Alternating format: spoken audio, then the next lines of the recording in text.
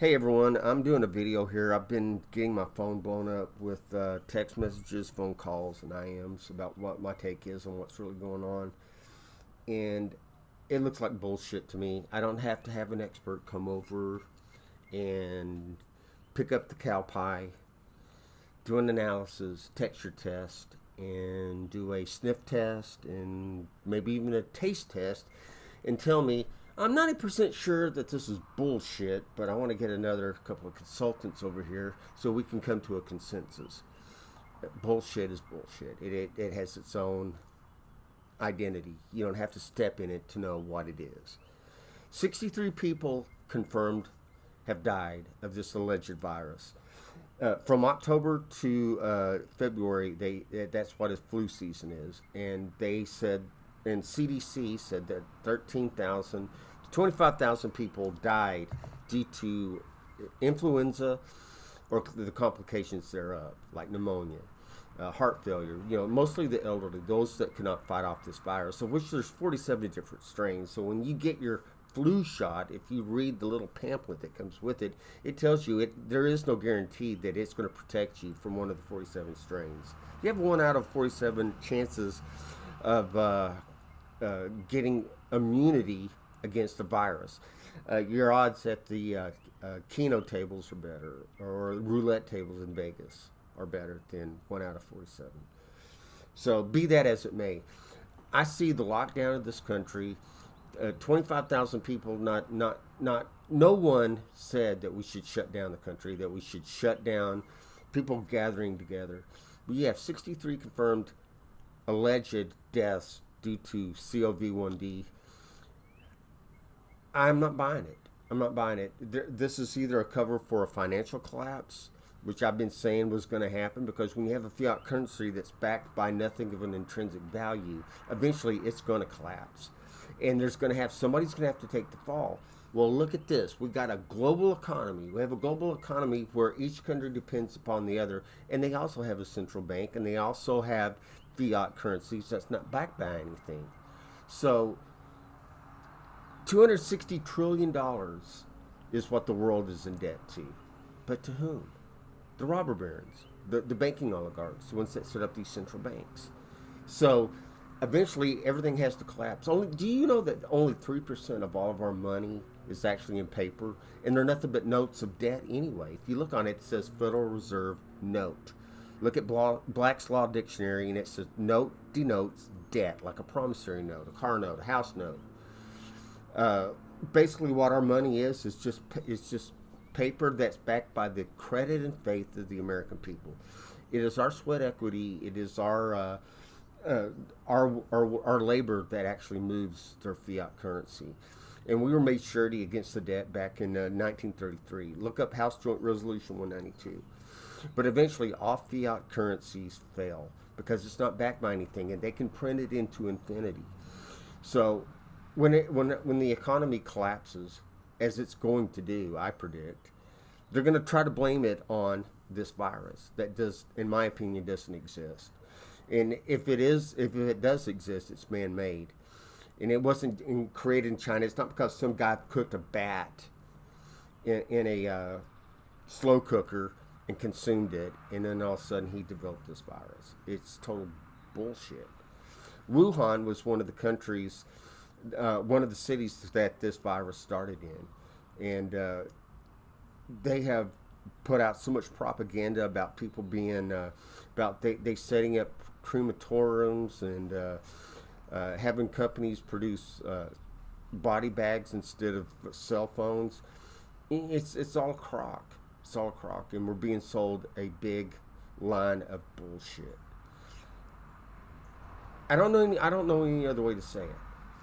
Uh, People have gone insane. I predicted this 3 weeks ago. I put it when I did a company email where I gave the status update of how our machines were running. And as a side note, I said I developed a runny nose today. I said I think I inhaled some paper dust. I irritated my nasal passages, and I went ahead and I took some antibacterial bleach and I wiped down everything I may have touched.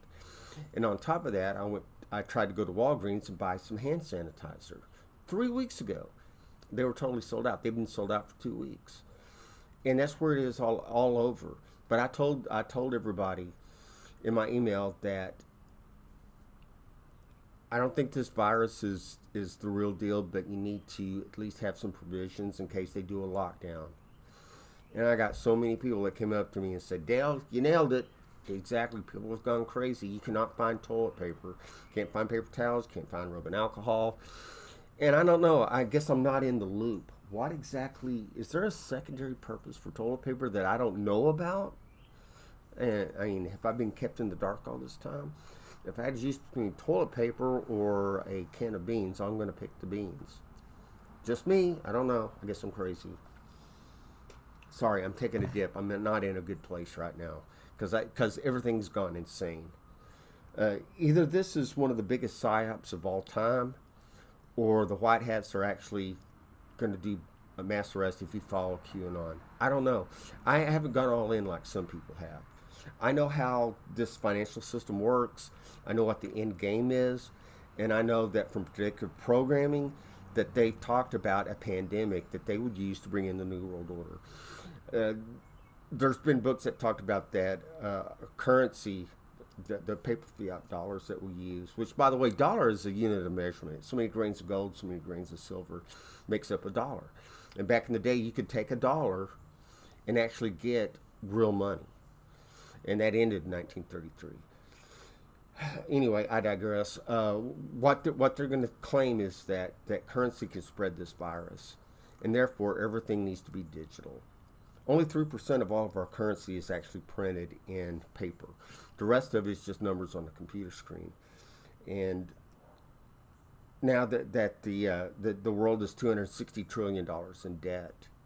$260 trillion in debt, but to whom? The robber barons, the banking oligarchs, the ones that the 13 bloodline nobility, the black nobility that actually run everything and have been since the days of Egypt. Yeah, that's what I think. And I say it boldly because I've done the research. I've done my due diligence.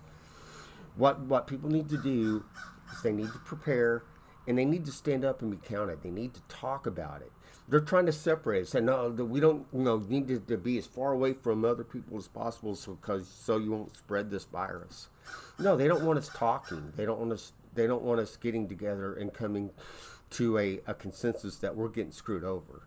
And that they're going to collapse the economy, collapse the dollar, and then claim that in order to keep us safe, we need an RFID chip, and that in all of our medical records will be on it. And if you don't have your vaccines, you can't go to work, you cannot buy anything, you can't even be out in public. They'll be able to scan your chip and tell the authorities what your history is. Is that really what you want? I mean, it's a totalitarian state that we're gonna go into if we don't stand up, and if QAnon is not real. I hope it is. I pray that it is, because John F. Kennedy tried to tell us back in the early '60s that we're opposed around the world by a monolithic conspiracy, and we as a society are opposed to those that belong to secret societies and take secret oaths. He was trying to tell us something. He wasn't talking about atheistic communism that had taken over the USSR, because it was being funded by the very banking oligarchs that financed our system.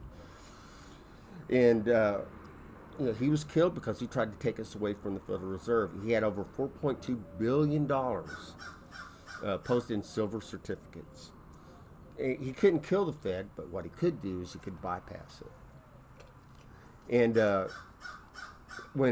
that was a direct attack against the central bank, and he was assassinated he managed to piss off most of the controllers, but central bank, the printing of $4.3 billion, which back in 1961, 62, $4.3 billion was a lot of money. You could actually take a $5 silver certificate and get actual money. And so he was killed. And that was the beginning of a coup d'état that exists to this day. Is Trump the real deal? I don't know. The jury's still out on, as far as I'm concerned. There are certain people that say that Trump was put in by the White Hats to bring down this this debt slavery system. I don't know. I haven't gone all in like some have. But what I'm saying is that this coronavirus thing, it's man-made and it's being pumped up by the media, which you cannot trust at all.